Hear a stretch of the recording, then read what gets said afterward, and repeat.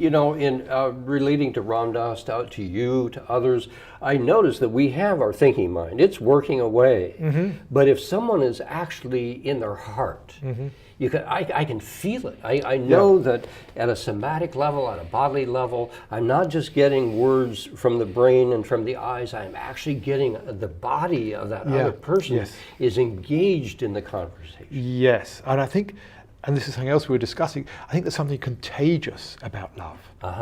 And I felt that with him. You know, he is in this love space so much of the time, and just talking with him, I could just feel my own heart just beginning to open and expand. And we all know what love is. It's a feeling. I think this is important. You know, we think we put love up on, you know, a pedestal or whatever. We all know love. It's that feeling of the heart, the open heart. And I think it's almost a feeling of like everything's okay deep down. There's that sense of safety, and we can sort of be ourselves. I think it's intimately connected with being ourselves. Indeed. Yeah, and this goes to the things we've spoken about before, but I want to clarify this. In my mind, we live in a living universe. One quality of that living universe is love. And we don't necessarily have to accept that loving foundation that's there. We can create anything that we want. But if we relax, let go deeply, what we find at the very, very foundations of life is love. Is that congruent with your sensibility of it all? I think so. I think love is a fundamental quality of consciousness. I think it's in all beings. You know, people say that's why they have pets, because their pets love them in ways that human beings don't. You know, a dog is a man's best friend or a woman's best friend. Dogs, they love you, unless, you know, occasionally they don't. They'll get upset. But they tend to forget after about 4 minutes. Whereas human beings will carry grievances for months or years. Yeah. So, I think love is. I would actually go so far as to say it's the fundamental feeling.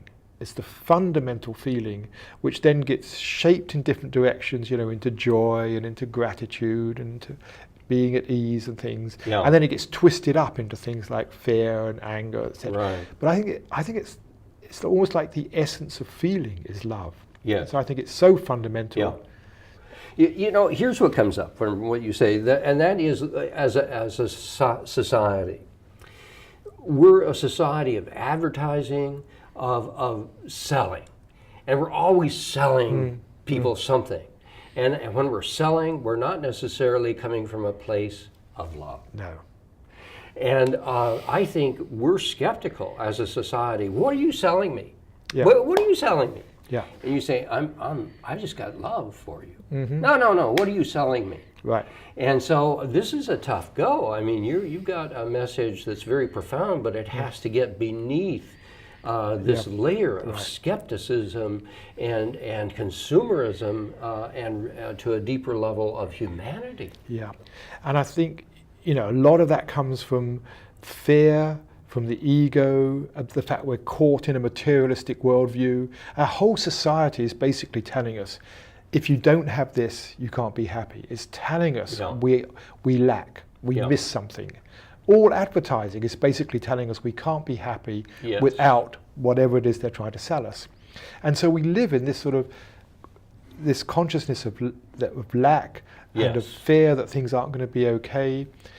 And that cuts us off from love. And I don't think we can feel love easily when that is the message that's coming at us the whole time. And so I think you're right, in our culture, love is almost a taboo word, or it is. Well, we talk about love. You know, you go into a corporation and talk about people loving in a corporation loving each other, and you're out the door almost.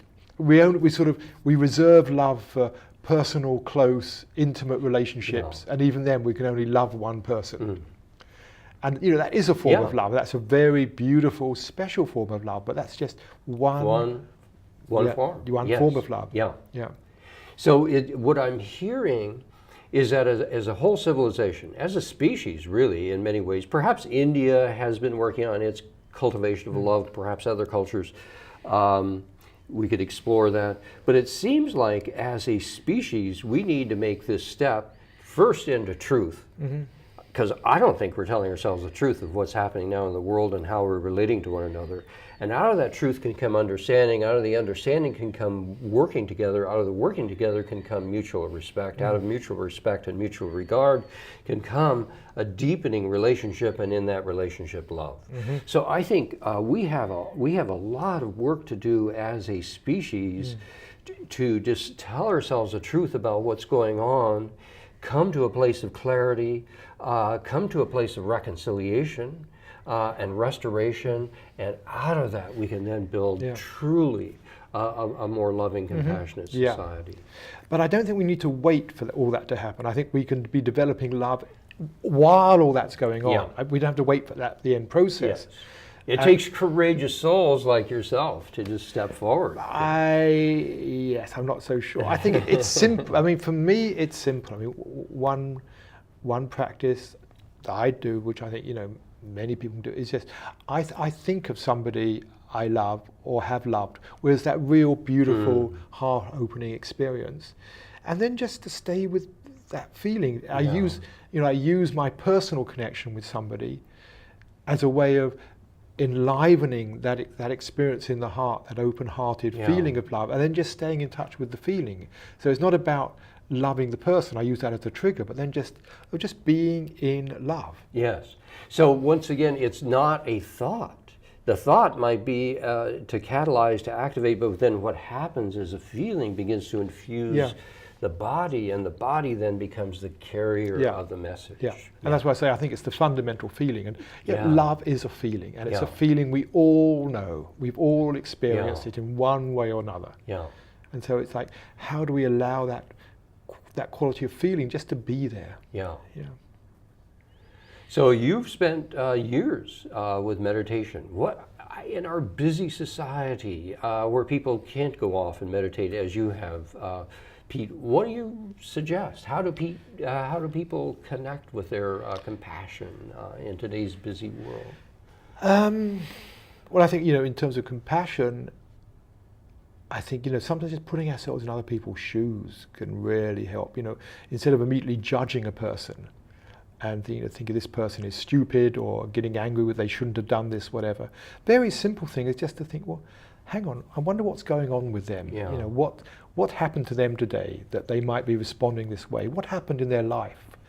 And I think that is the beginning of a very simple compassion, just putting ourselves in another person's shoes and realize that they're doing the best they can. I mean, I think all of us are actually doing the best we can. I think you're right. We screw up sometimes. I think you're right. We do things that other people don't like, but we're all trying. I think you're right. To do the best we can. Even when it appears otherwise. Yes, because we make mistakes and our egos are running us half the time, but even within that, we're still striving to do the best. And so if there's anything, it's like, how can we make that doing the best a little bit friendlier, a little bit kinder, a little bit nicer? Just being kind to each other, I think is an essential thing. Yeah, kindness. Kindness. There's another question that comes to mind, and that is, we're both, in a sense, children of the 60s, so to speak. What wisdom, looking back over now really half a century, can you offer to generations that are coming along now into a very challenging world? Are there insights that you have gained over this half century or so? Yeah, many. Many. In the final minutes. One which has been a really important thing for me over the years is realizing or seeing that a change of consciousness is really about a change in how we see things. It's a change in our perception. When I first got involved, I thought it was like seeing things differently and everything was going to look different. But realizing, no, the world is exactly the same, but we see it through a different lens. We interpret it differently. So instead of seeing the world through the eyes of fear and anger, whatever, is seeing it through the eyes of compassion, care. And so a very simple thing that I use is whenever I find myself feeling caught in a difficult situation where I don't know what to do or I'm feeling uncomfortable about something, if I can, and a lot of the times I forget, but if I can, just to ask the question of myself, is there another way of looking at this? And not to try to answer it. It comes back to what you were saying about wisdom. I think deep down we have a lot of wisdom, and deep down my wisdom self, I'll call it that for the moment, knows where I'm stuck. And what happens when I do that is another way of seeing will often present itself. And the very first time I came upon this many years ago, it was the person I was living with at the time. She was, not behaving the way I thought she should do, and we'd been in a sort of difficult situation for a couple of days, and just like how it is. And I just asked myself, is there another way of looking at this situation? And what was amazing was it took no time, half a second, and I suddenly, it was just a complete shift. I just saw, here is another human being with her own stuff, her own troubles, in negotiating the world in her way. Yeah. And love returned instantly, and I realized we'd been out of love for 2 days. But I knew it deep inside. All I had to do was to stop and say, is there another way of seeing this? Yeah. So I think that's a real fundamental thing, Great. And that I carry with me the whole time. Yeah. Yes. I don't always remember to do it, but when I do, I find it really useful. Yeah. One thing that comes up for me is a different slant on this from the 60s over the last 50 years and the awakening of consciousness. What I'm seeing is the power of the mass media as a vehicle of awakening collective consciousness. That in the 60s, we had the communications revolution, the television revolution, really broadcasting the revolution in consciousness in the streets during the anti-war protests during the Summer of Love and all the rest. And don't forget the music. And the music, indeed. Oh, absolutely. The Beatles and all the rest. Dylan. So I just want to acknowledge that the interplay between culture and consciousness, that the culture with its media has been a powerful catalyst for awakening a new kind of consciousness in our, not only our culture, but the world at large. Yes.